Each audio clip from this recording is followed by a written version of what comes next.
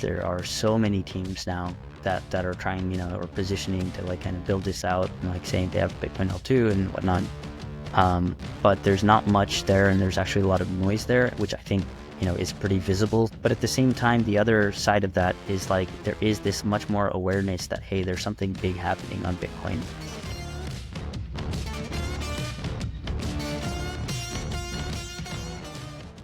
All right, Sims, our fearless leader at Alpen Labs. Thanks for taking the time to chat.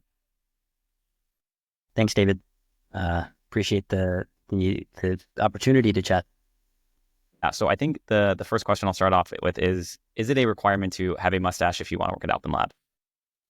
Of course, both of us have it. But we're if you have a mustache, it's increases the likelihood of getting into Alpen by at least a couple percent. So I think some people listening to this podcast may know you, others may not. But do you want to kick it off and give like a brief intro of who you are, your role, and what you're building? Sure. Yeah, I'm one of the co-founders of Alpen Labs. Who I am. Well, I'll start with this. I was originally born in Nepal. Spent a bit of my life there until I was about 7. I've been growing up in the States since. I come from a technical background, so I actually really gravitated a lot towards math and number theory and cryptography and these kinds of things. And by way of that, I sort of really got into computer science and product, and there's really that initial love for kind of technical, mathy things that brought me in, and really then enjoyed the bigger picture of being able to build things with the tools that we have with computer science and so on. So I come from that background. I went to MIT, did computer science and math there.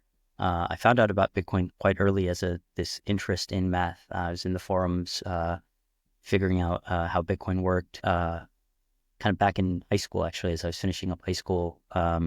And with all the exuberance of a high schooler, thought I could break Bitcoin because it didn't make sense to me. And so that was the first rabbit hole. It was a lot of fun.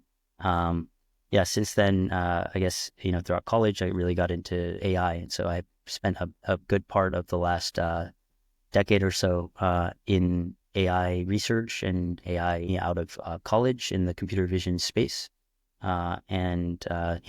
Did that in the Bay Area, spent a bunch of years there, sold that company to Palantir, spent some time there. And then really, at that point, it was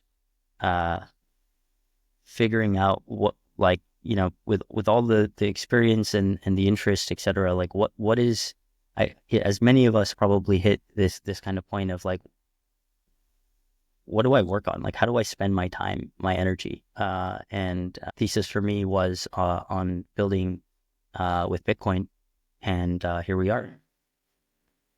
So I always laugh kind of like hearing some of your background, because we were just on totally different pages. Like, you literally wrote a report on Bitcoin when you were 18. I don't even know how long ago that was. Maybe like 10 years ago. I was like reading the last 5 pages of a book and like putting together a book report to like, try to pass. Like, and I think, you doing kind of number theory camps and being obsessed with mathematics it's just fascinating to kind of hear some of your background and kind of what brought you to MIT.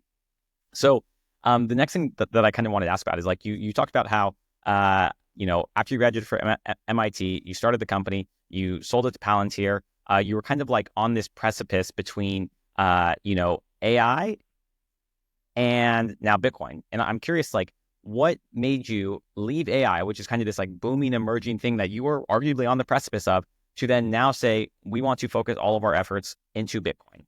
Why? Yeah, that's a great question. And certainly, I mean, it was even questions raised like when we were raising our initial rounds. It's like, hey, the co-founders also at Alpen did have a ton of infrastructure background, primarily in machine learning and distributed systems. And it's like, why do that? And I think that, when we really started out, I don't think we were really so attached to the technology piece of this as much as how do we drive impact today and have that impact be felt globally. And certainly, I mean, I think there are a lot of opportunities in AI to be able to do that as well. I have some like more philosophical musings, if you will, about where things are headed. Especially as neural nets, deep learning is scaling to just unprecedented levels. What that actually means, and the second order, third order consequences, et cetera, of that. But there are a lot of opportunities to build cool things in AI that exist today. I think that generally speaking, I was worried about some of the consequences of these systems and technology just getting more and more powerful, and what that actually means for the individual. And I think that's something that I've always thought a lot about and have appreciated so much about.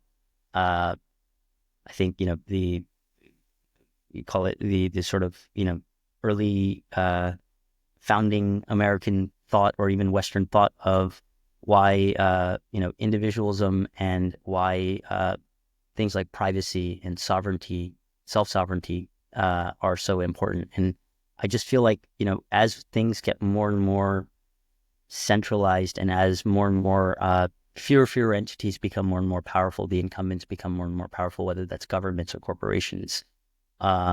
With advances in technology like AI, we need a counter technology also to be built in tandem, in pace, that allows individuals and individualism to sort of thrive in that kind of world. And Bitcoin was really a counter force in a lot of ways. And there's also ways that like it interacts with AI, and it could be really kind of interesting. But I saw, the idea of decentralized global sound money and the opportunities with that, with being able to transact privately, being able to have all these financial services around a money that doesn't require intermediaries, as something that needs to get built and improved in this kind of new world that we're headed into.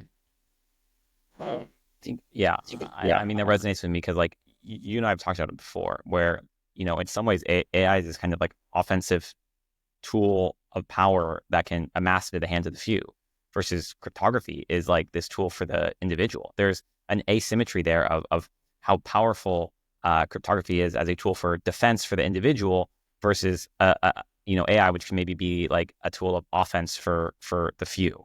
Yeah, I'm curious, like, does that align with kind of your frame of thought on that?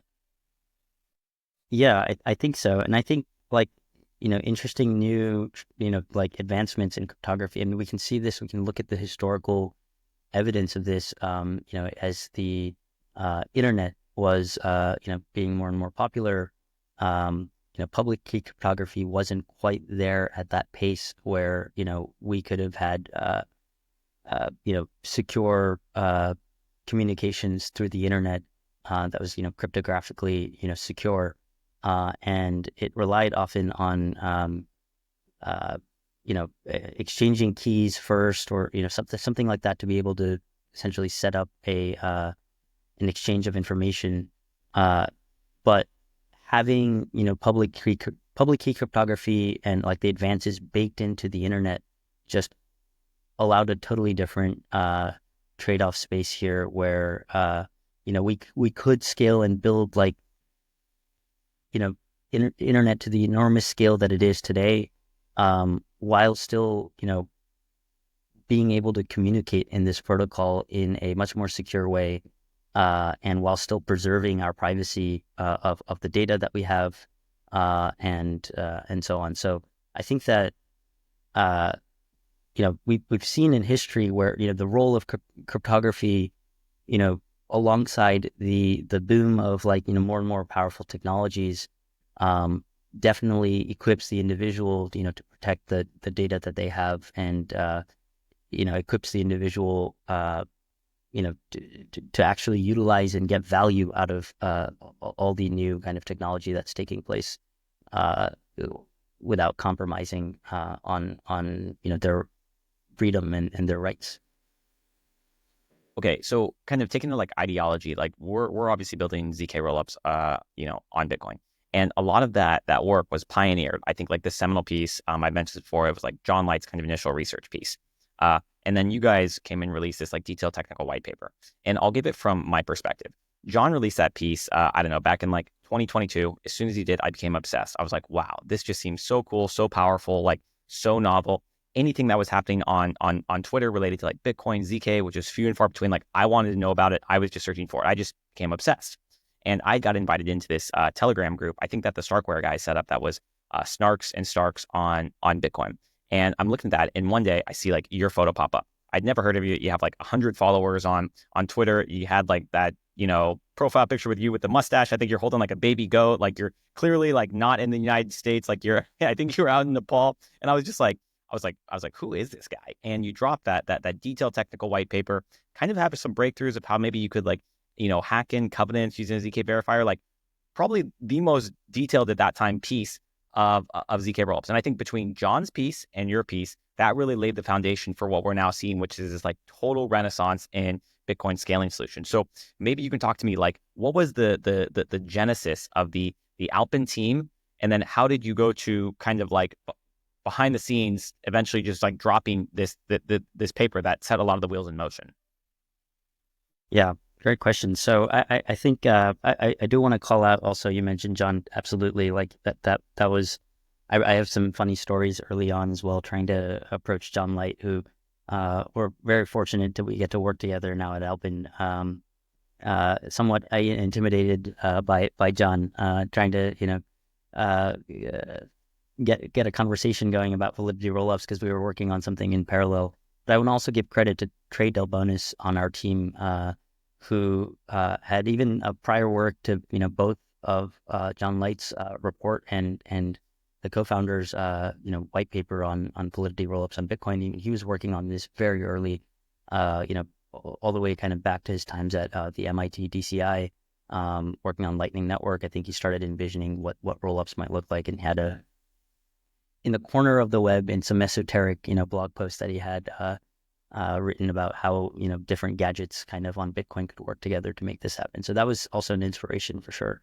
But to kind of walk you through the story here, this was 2022. We didn't have a clear thesis early on when we had actually started Alpen that like this is going to be building infrastructure on Bitcoin to be able to utilize and make Bitcoin more productive and open up all these applications without giving up self-sovereignty. Early on, it was more around, we felt that like, the only North Star was like, how do we, with the background and experience we have, spend our time working on something that's going to have an impact that is felt more like at a global level, not just in specific markets that are already well off, but like something that can leave a more of a global impact. And we had hunches as to kind of what areas like we felt like, there were a lot of interesting problems to solve just from our personal experience. So like I had been, sending a lot of remittance back, to my extended family and my cousin in Nepal. And co-founders, come from kind of similar backgrounds where they've had a lot of experience. And actually, two of our co-founders at Alpen spent a bunch of time in Nepal trying to figure out what kind of problems exist there that need to be solved. And they went back to the space of like financial technology, payments. And so we had a hunch that like, look, we can do payments better. We're in the era of the internet, and it is still as clunky as it is. And if you open the back end, which our experience was in infrastructure and understanding how these systems work underneath the hood, it was very outdated and very inefficient, and that was leading to all sorts of problems in terms of like how long certain payments would take, how often they would fail, how much extra charges there would be. And so that was the needle in which we started exploring. Okay, well, the setting is 2022, and it was hard to avoid any of the like all the crypto and blockchain and Web3 boom that was sort of happening in 2020 and 2021. But it felt like there was a lot of noise there, and almost that we've strayed a little bit far away from like these earlier visions of what Bitcoin could be and how that could kind of really beyond the store of value and the digital gold, but like what it could be as a, utility for the internet and for people. It was really cool to see all the traction that like Bitcoin actually enabled, and all the activity and all the like companies, and it was also at the same time very noisy and hard to like actually figure out what is the signal there in terms of real world impact, where are things actually like making the lives better for people, and really changing the way we think about finance and money. And initially, like as we were threading that, just like really trying to understand, okay, what are the opportunities here? Blockchain clearly makes sense. Bitcoin makes sense from the technology side, but what's actually going on here? And so we kept a very open mind those early kind of few months at Alpen. In 2022, we went to Solana hacker houses, I have to admit, and we went to like Denver, and there were like some interesting things going on there. But ultimately, we sort of landed on our thesis towards the end of that year that like, ultimately, like, one of the if not the like kind of killer use case out of, emerging out of blockchains and this kind of totally new technology is money. And it's not even so much a technology as it is like money is also a social movement. It's a shared belief to people that like something is valuable. And and so the fact that Satoshi is anonymous, to the fact that there was no pre-mine, and all of these, and the fact that Bitcoin is first, all of these do contribute actually to the moneyness. And the way that the Bitcoin ledger was designed, and all the trade-offs that were made as a ledger to, verify computation, not necessarily to like, do a bunch of computation. All of these things made a lot more sense for us, looking at it from various different angles, where, the thesis that we landed on is like Bitcoin is the dominant money. It's the dominant, digital asset. That is the, killer innovation.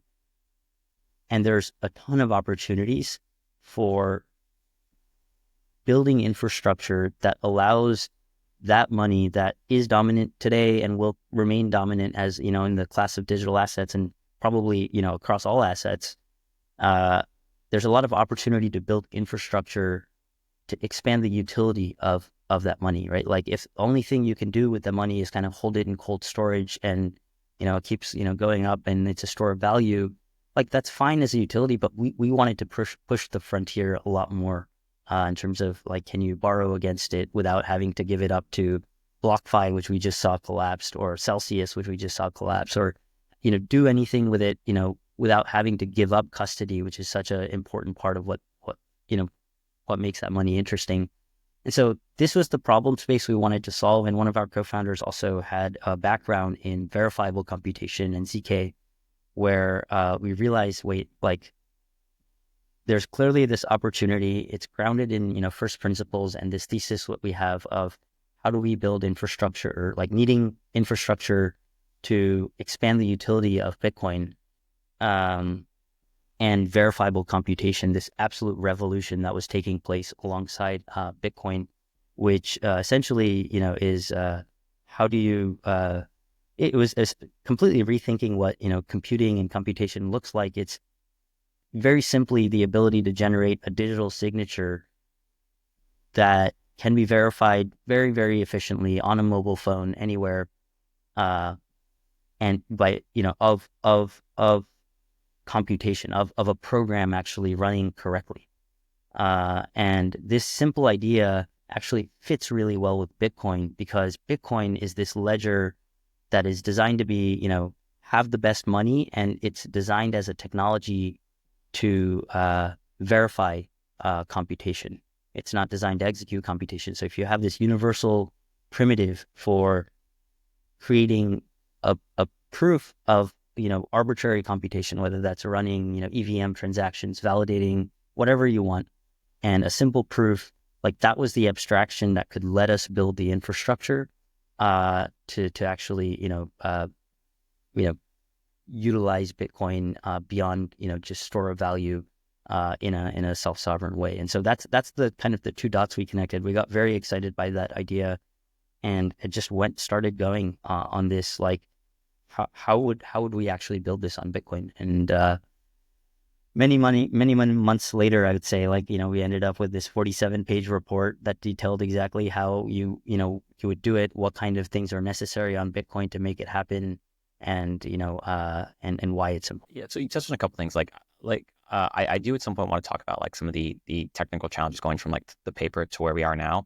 But you touched a bit on some of the other co-founders and you all like coming from Nepal. A few of the other ones, some of them, I think it's fair to say like very rural parts of Nepal, and I think that was super compelling for me understanding the team because it showed me that you guys, your thesis started from a problem and then you said like, let's build a solution.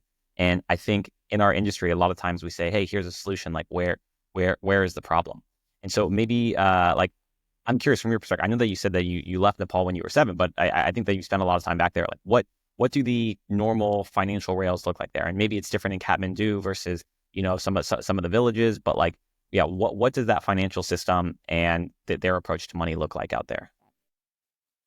Yeah, I mean, I think that within the country, it's quite interesting. If you visit a lot of countries similar to Nepal as well, like there's an interesting like leapfrog that's happening in terms of financial, like consumer financial technologies that are like essentially there's it's the whole phase of credit cards. Nepal sort of skipped and is now more in like the QR, mobile payments space entirely. Like you can go to any restaurant there, you can go to any vendor there, and it is a QR code you scan. A taxi driver, it's a QR code that you can scan and send money that way. And so it's interesting to see that this is like last couple of years where we've seen that. I think probably around COVID or right after COVID, this really took off. And that's like within the country. Those are the rails for how money moves. Um, I think that in terms of like more macro, there are still a lot of concerns around, from the central bank. They're having enough dollar deposit essentially, and stability in the currency. We're looking at other countries like Sri Lanka, and we're looking at other countries and seeing some of the issues with the inflationary spike, cycles that went into their local currency. And so there's definitely a lot of care and thought that has gone, and even like policies that have gone into ensuring that we have enough dollar reserve. The currency in Nepal is actually rupees, and so there's a lot of capital control related issues that sort of come as a result, like where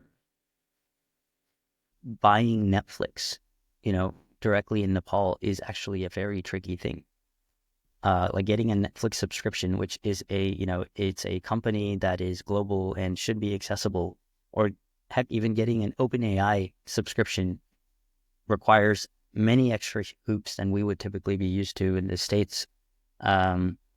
Where first you kind of go and get like create a card from a bank with sufficient value to be able to use in the checkout for getting a ChatGPT subscription, and the bank of course wants to have some capital control around this as well, and so there's certain limits in terms of how much you can spend with that card.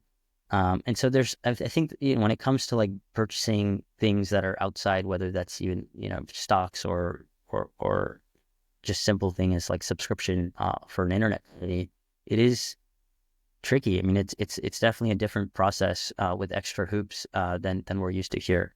And so this is where it's like, I see the value of stable coins as well. I see the value of Bitcoin has, I think, still some ways to go before it becomes a medium of exchange in this regard. I think just if you look at and talk with a lot of people there, I think they'd be more trusting or maybe more familiar with something like a stable coin, maybe dollar denominated or some currency that they're used to. But I think these kinds of applications are really appealing in terms of like, can we get all of the internet companies that are truly like global internet companies to be able to provide rails that allows very seamless access to purchasing, So yeah, that maybe to highlight a couple of those issues, I think those at least those are the ones I think I felt. But again, granted, like I haven't spent a ton of time there actually, and so some of our co-founders and team who've spent more time there would be able to elaborate on that much more. Yeah, and so I want to take it now back to some of the technical stuff. But first, kind of like what's opening up this whole revolution you kind of mentioned is the power of zero knowledge proofs or snarks or starks or whatever you're going to call. And I was talking to Liam, our founding cryptographer, about this, where it's like there's often this notion that these zero knowledge proofs are like magical. And, I kind of get that maybe from my, non-technical background, but I'm curious, maybe from your perspective, as somebody who was very into number theory, and I think that was your degree at MIT, if not like a passion when you were a kid, like, is there something on the number theory side or some way that you look at these proofs and you say, wow, like it is kind of magical that it can accomplish, what it says it does? Yeah. Well, I think it is magical as well, and you know, once you sort of start unfolding and understand the mechanics of how all of this works, usually for most things, it starts feeling less magical because you sort of start understanding, okay, this is what the magician is doing this is how it works. Um, with a lot of cryptography generally, I think, and including zero knowledge proofs and snarks, for me, I've, uncovered and tried to understand all the core mechanics, how this actually works and all of that, but it still feels very magical. And the idea that like you can take, a program that, especially when you're talking about snarks, like, for validating the integrity of a computation, like I think that feels even kind of more magical, just taking a step back and thinking about it. It's like you can take, a program that could take a ton of time to run on a server, you know, um, like, dedicated server, kind of a beefy machine, takes maybe even days to run that program completely. But at the end of that, you can generate a proof, and depending on what proof system you use, you could even generate like a, you know, fixed size, like 250 bytes, tiny proof that you can pass to anyone, and they could verify in place of having to run all of that computation again. And if they verify that proof, they can be sure, they can get cryptographic guarantees that all of the program that was run on this beefy server over several days was all correct, and they can verify that in a matter of, milliseconds. And I think that's quite powerful, because it lets us really think about computation and computing in a totally different way. And it's a very powerful primitive in all of the things that we're building. It's a very powerful primitive in privacy, but also, being able to allow, arbitrary types of smart contract programmability applications to exist with BTC, which is really cool. But I think to your question about where the magic is, I mean, especially in number theory, I think that I was drawn to it partly because of, we basically, there are certain properties of numbers, and particularly prime numbers, that, you know, we, and it's essentially, we're like taming, you know, like really large prime numbers. I mean, this is generally in kind of, and it, to our will to, kind of build systems. And I think that's a really cool kind of idea, like where, we look at numbers and we see that they have like really kind of, some types of these numbers have special properties, and we can kind of, you know, uh, figure out what to do and how to make use of the fact that they have these properties to sort of bend them to to our will of like then building systems that are maybe, like secure our passwords or allow us to create proofs of arbitrary computation. And so I think that that's a really cool thought. Yeah, I mean, I find what we do so fascinating because like this breakthrough of zero knowledge proofs is kind of like it strikes at the heart of the entire scaling debate and really like the culture of Bitcoin. because, we all have that expression. Hopefully people have heard it, where it's like, don't trust, verify. And what that is implying is like, you run a Bitcoin node, you verify or you revalidate every single thing that has happened in the entire history until you ultimately get to the result that says David or Sims owns this amount of Bitcoin. Like, you are going through that entire process via brute force. But if you could instead just say, here's a zero knowledge proof, here's 200 bytes that I'm just telling you what your balance is, and I'm giving you, probabilistic certainty that this number is correct, that you don't need to recreate or run that entire transaction history, that if you trust the math, then this proves the validity. And that, it kind of like breaks through this whole concept of, we need to scale Bitcoin, like we need to increase the block size, we need to add some sort of software, which maybe those things would be beneficial, but it is that core idea of like running the node, brute forcing the history, verifying the ultimate integrity of like the current state of Bitcoin, and to have something that can like cut through all of that, not even just like minimize and optimize it, but jump to that very end. It just, for me, I'm just like, that's insane. That's amazing. Yeah, and like I think what's cool is like as these systems are evolving. I mean, I think zero knowledge proofs and snarks like these have been around for a while, and it's definitely not a new concept. I mean, the research has been going on for decades, alongside other cryptographic research. I think what's neat is how commoditized all of this is becoming, where you can now write like just a Rust program, run it through one of several options that you already have, and be able to generate a proof right away.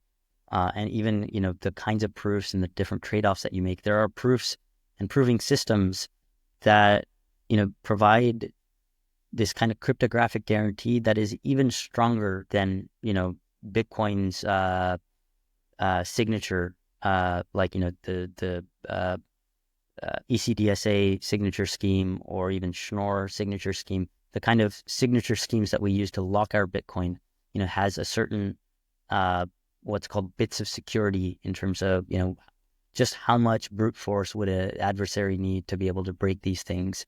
And that's like really, really high. And that's kind of how Bitcoin works. But there are some zero knowledge proof systems that have even higher, cryptographic bits of security that are post-quantum secure. Even quantum computers wouldn't be able to, brute force something like that. And I think that just goes to highlight that it's not like a new thing that's just kind of popped up last couple of years, and it needs, like more research to like make it work. No, it's been around, and the kind of guarantees that you have are even stronger than some of the cryptography, you might be used to already on Bitcoin. And it's like commoditizing, where the time to generate a proof is decreasing and has been decreasing every month, every week. The like compatibility with languages we already know, like being able to write a Rust program and being able to generate proofs, that's getting easier and easier. And so I think we'll see this definitely play a big part, across a bunch of things in Bitcoin and even beyond. Yeah. So I think what you're kind of saying there is basically what can be proved, like what types of languages, how fast it can be proved, and how cheaply is just exponentially increasing. I mean, it's going at a rate faster than Moore's law. Like the level of this already amazing magical thing, like the level of kind of growth on like all fronts is just a lot is happening here. So yeah, so the ZK stuff is really amazing. The other thing that I wanted to talk to you about is one of the reasons why I joined the team, and I think why others feel the same way, is that like I see you as a product CEO.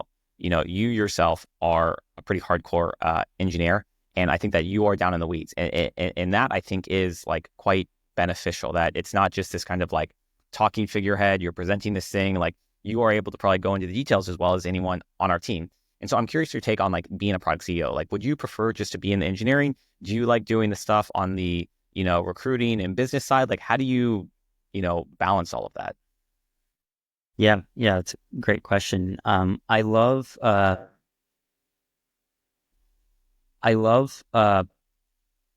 the engineering and the product strategy side of it. At the same time, I've spent some time as a CTO as well, and I've spent some time as a engineer as well, to sort of realize that I also just really love the strategic elements to, building a company, going 0 to 1, and, all the messiness and the context shifting. It's definitely it's hard. It's like juggling a ton of balls at the same time, right? And especially the context shifting. But that's necessary. And I think the most effective thing that I found is, being pretty astutely aware of where my weaknesses are, asking people for where my weaknesses are, being very, transparent and open, and trying to find, always trying to find people that will level me up and level the team up, in these weaknesses. And I think just surrounding myself with people that I could learn from that are way better than me in like other areas is the only way kind of to approach it. Like I, like our collaboration around the business development and ecosystem has been so fruitful to me, because the lens at which you're kind of thinking about this, even like the way that you're pitching this to certain partners where I'm on the call, has been really valuable. And I'm taking again kind of information from that and reusing it. And I think, yeah, like very much the like surround yourself and compliment yourself, and just be low ego, understand what your weaknesses are, even, mention that, say it. And like that's a big part of actually making any kind of, even if it's like a sales CEO, I think the sales CEO could work in the context of, they're complemented really well with just amazing, product people, technical people, operational people, and so on. And so there's, I think that's how I think about it. I also do love the messiness of it all, and I love recruiting. I think that's just getting to talk to this point maybe hundreds of people over the last year has been fun. I mean, I enjoy like kind of talking about people's backgrounds, what brought them here, and so on.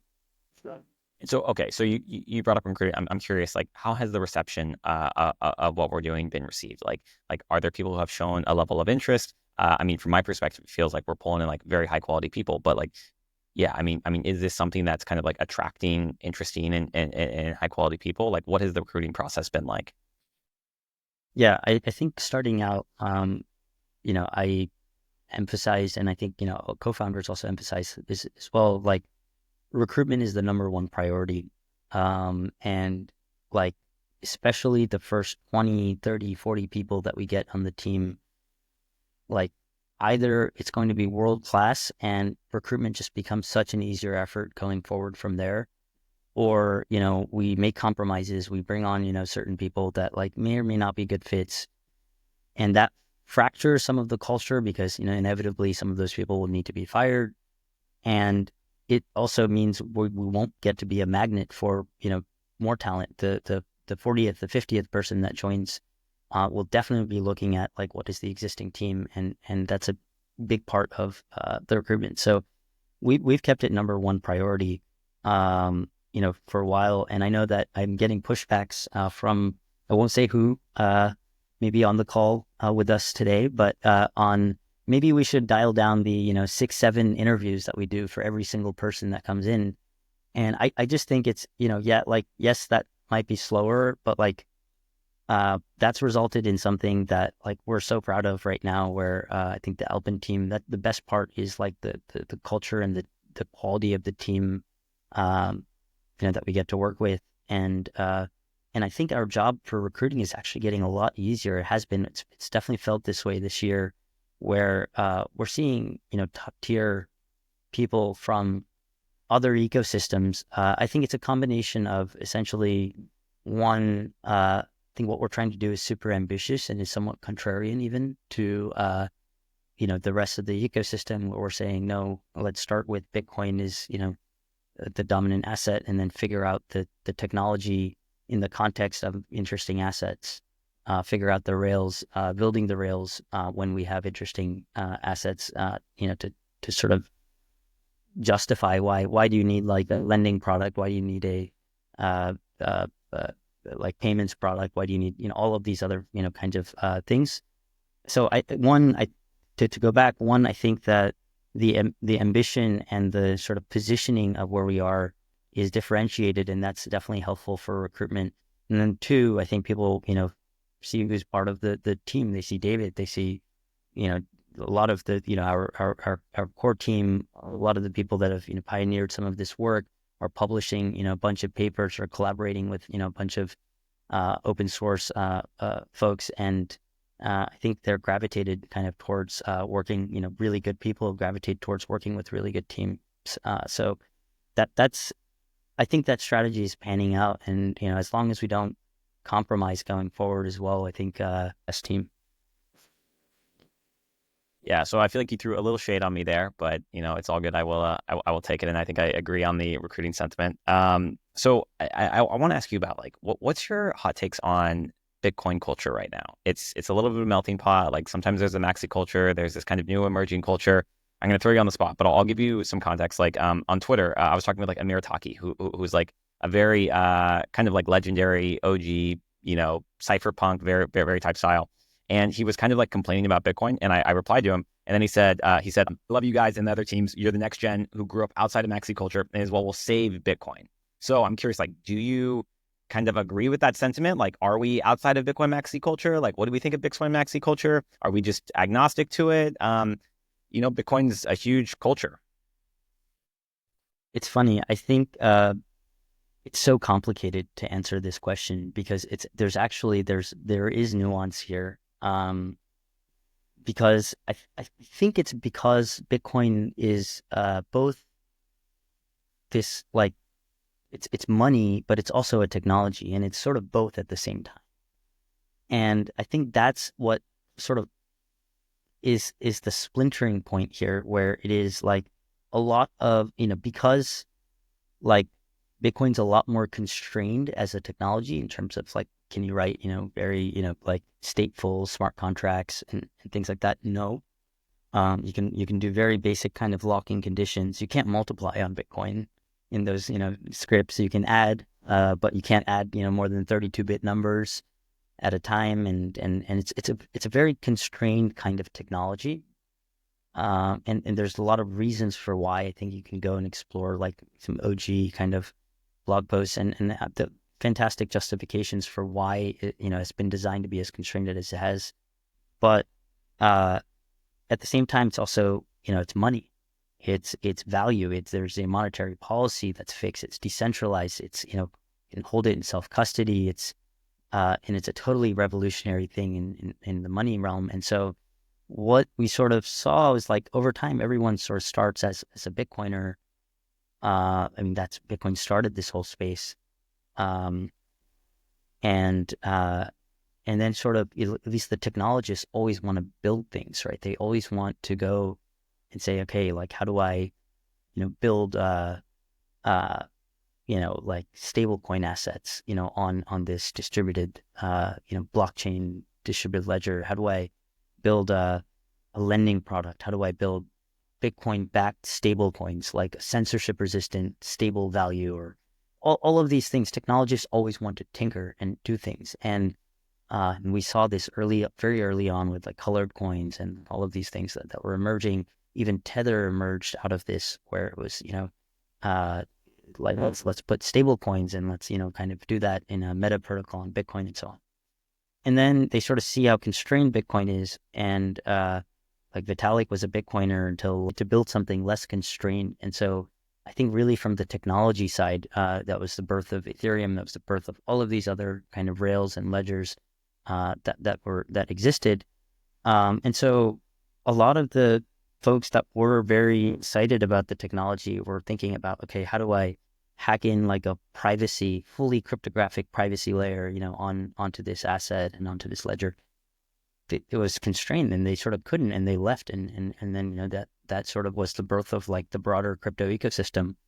And so the community, the pool of people that were still around and that were the maxis, so to speak, were much more maxis around the money than they were around the technology. If you were maxi around blockchain as a technology, you probably just like you hit a wall, and then you went and like went and tried to start building whatever you were going to build on Ethereum, or building whatever you're going to build on Solana or other places. And so the community, I think, became a lot more sort of of the monetary maximalists. And I I totally get it. Like I am like like if this can connect right back to why are we doing this on Bitcoin in the first place? We're monetary maximalists as well. Like we think that Bitcoin is the asset. If we're going to build like privacy, it should be built with Bitcoin. It has the biggest distribution. It's the most dominant. It's going to leave the most impact. If we're going to build uh you know like CDP like style like stable coins like backed by digital asset, Bitcoin should be the collateral. And the reason I think that is I'm a monetary maximalist around Bitcoin.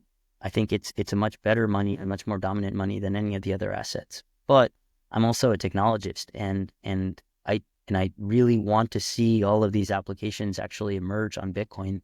And I think for the first time, um, with zero knowledge proofs, like we're seeing, yes, you can actually bring sort of arbitrary computation, in terms of like how like programmability to Bitcoin. And, you can bring actually the EVM to Bitcoin. You can bring the SVM to Bitcoin, in the sense that you can, take BTC, the money that exists there, and be able to interact in, smart contract execution sort of environments, build all of these things that otherwise you would have had to go to other ledgers to build, but around the, asset that has the most dominance and makes the most sense. And so I think other layer ones and other things will continue to exist. I think there's, those like, of course there's a community aspect, and like there's definitely different things, but like even these ledgers will continue to evolve in that, their VM will get better. We saw like, SVM, Solana trying localized fee markets, or like much faster transaction throughput. And then Sui is also trying some really interesting things with Move and with other kind of VM approaches. And that's going to continue to evolve. But these rails, in my mind, make a lot of sense in the context of like what the assets are that are being moved. And I think the most interesting ones at the end of the day are Bitcoin and stable coins. And so, hopefully we'll see this resurgence kind of back into Bitcoin, where technologists that kind of left, that wanted to do, tinker and program, digital assets, they sort of left, will come back, and they'll leave even bigger impact, because there's 2 point something trillion dollars of, Bitcoin. And, there's a big need to be able to build all of these financial services around Bitcoin in a way that, protects custody of Bitcoin. Yeah, I mean, so much of what you're talking about just reminds me of like when I was first getting to Bitcoin and understanding these other chains, and the narrative was always like, anything good that happens in these other ecosystems will like find its way back to Bitcoin. But there were a few years there where I was like, I think this is cope. Like, I think we're lying to ourselves. And now, what's happening is it's kind of like reemergence, where it's like, whoa, like maybe Bitcoin can actually reabsorb a lot of these features of that functionality. And at the root of that is zero knowledge proofs. And along the lines of what you said of kind of like, Bitcoin maxi culture and this commitment to money, from my perspective, there are many things that Bitcoin potentially got wrong. But the things that it got right definitively are a commitment to money and like this radical neutrality, in my opinion. And I think now kind of like what's happening in the ZK rollup space is we're kind of making good on the promises that were made in the early days of Bitcoin.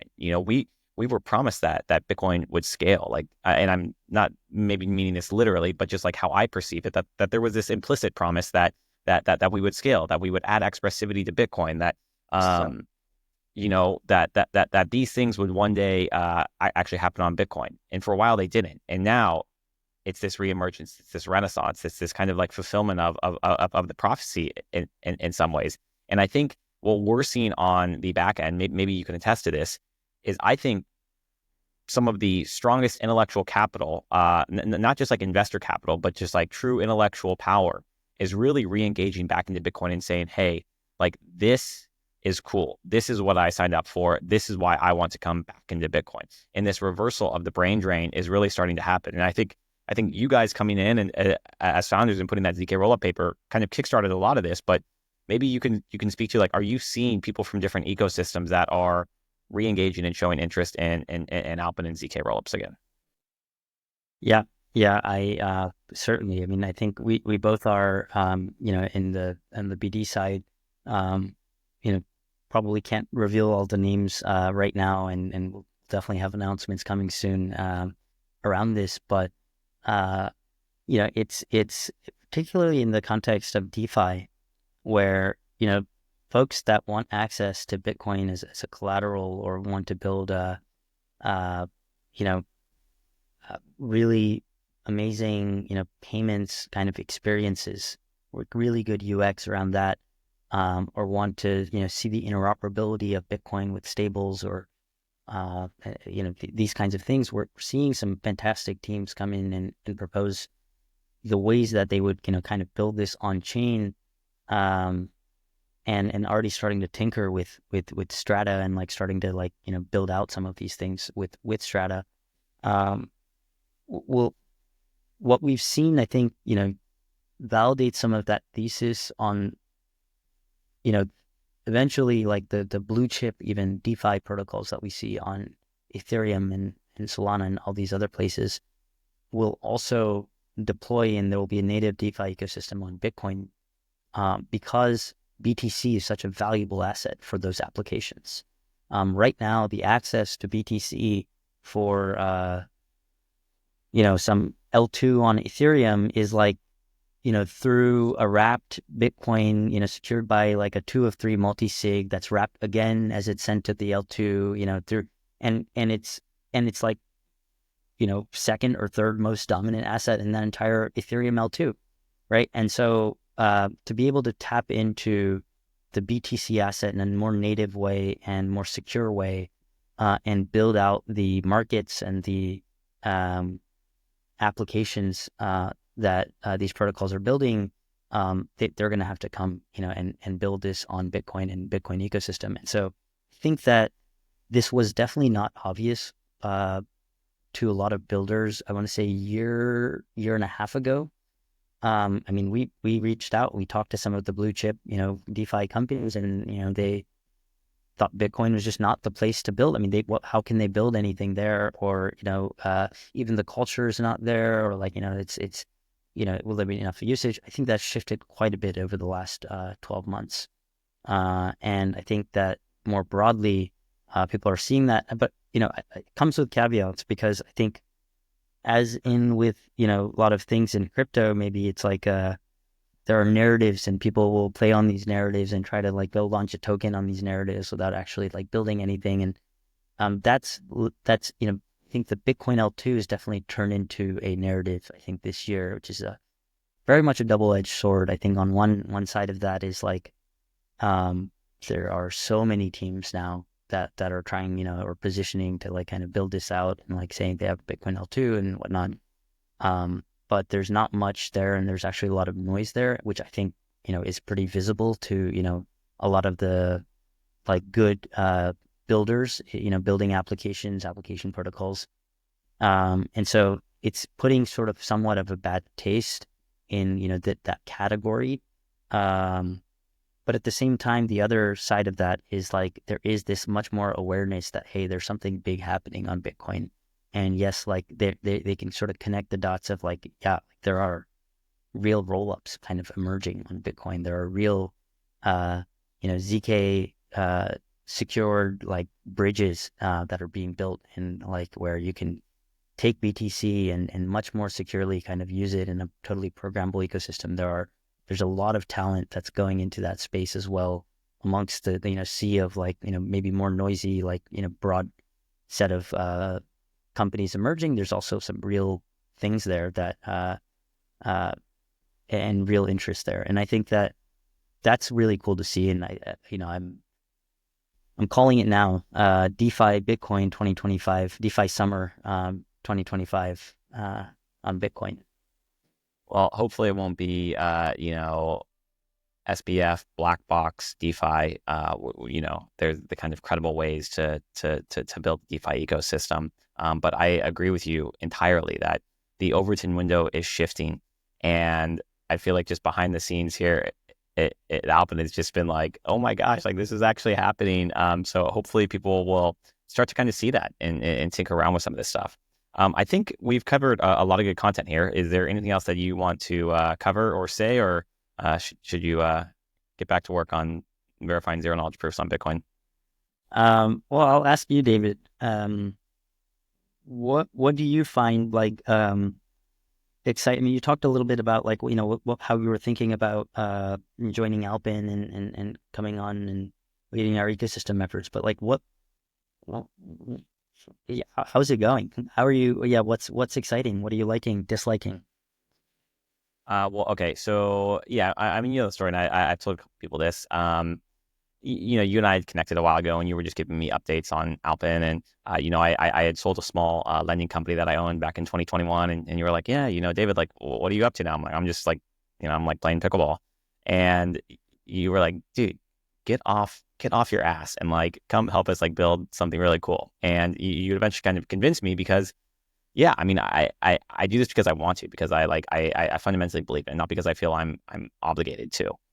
And I do remember when I joined also that you were kind of like, you're kind of like hyped on the team. You're like, man, like we're just like recruiting these like, like our founding cryptographer, and you're talking about Light, and you're talking about like all this team, and just like raving about like how smart they were, and then you're like, yeah, I just think you, David, like if you join, like you just be like a really good counterbalance to like all this like intellectual power. And I was just like, oh, like I think she just called me stupid, but but like that to answer your question, That is like a that is one misquote. of the things that what's that? Yeah, that is a misquote. And that is Um, but yeah, I mean, for me, it's just it's fun being around like brilliant people that I feel are in this for the right things, right reasons, that have like strong morals, and like kind of like a North Star that like I personally align with. And yeah, I mean, on the kind of ecosystem front, um, I think that we're trying to go almost like a very narrow niche, which is appealing to these monetary use cases. Like that's where we think like the highest and best product market fit is. We do think that there are some applications that are better than what exists in TradFi, and we do think that there is interest from people to build these on Bitcoin with the you know least amount of trust possible over other protocols. And so, unfortunately, some of this stuff just takes time to build out. But I'm pretty excited about what we have in the pipeline, and I really think that it can compete on the highest levels and beat out a lot of the fintech solutions. So, yeah, I mean, I feel great about things. It just can't come soon enough, honestly. yeah, for sure. And to David's point, I definitely meant it in a very different way. Not the interpretation David had. I would actually check out David's whiteboard sessions, and you'll see like just how technical as well that they are, and how quickly you're able to absorb information is always fascinating to me. Yeah, well, that's a very nice shill for me. Check out the whiteboard sessions. But otherwise, I think this has been a good session, Sims. I really appreciate you kind of taking the time, and hopefully we'll do it again soon. Yeah, thanks, David. See ya.